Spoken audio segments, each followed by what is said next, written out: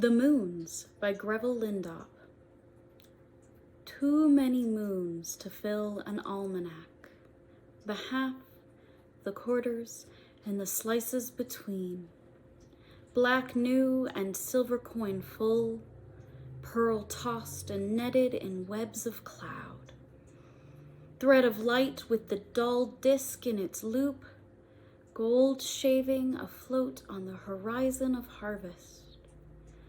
How many times did you call me from the house, or from my desk to the window, just to see? Should I string them all on a necklace for you? Impossible, though you gave them all to me.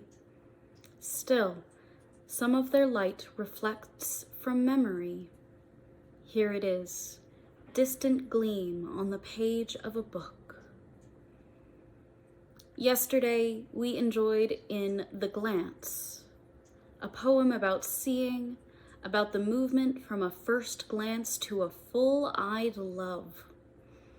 Today's poem is also about seeing, about glimpsing, indeed about stringing together many glimpses in an attempt to lift them from time on the thread of memory.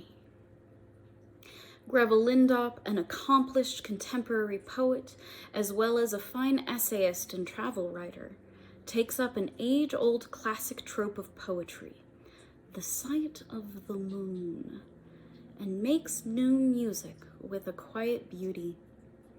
It seems to me that he gives his expression to two of the deepest Advent themes, the passage of time and the quality of light in darkness.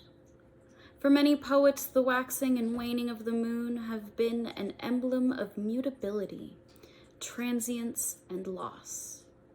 But for Lindop, the changing places of the moon, the half, the quarters, and the slices between are something to celebrate, each in its distinct beauty, strung together on memory like beads on jewelry, evoked in words like silver coin, pearl, thread of light, gold.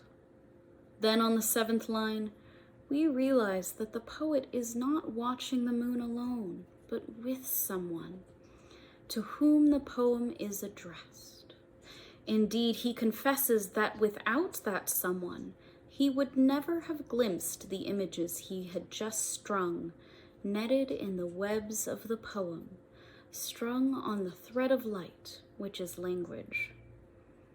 By reading this poem now, close to the beginning of the thread of light that draws us through Advent, I would like to suggest a way to think about this. It may be a friend or a lover who encourages us to leave our desk or house to glimpse the moon, but we might also feel that through that friend, through the gift of our eyes and vision, through the very framing of the heavens, it is also God who calls us. Come and look at this.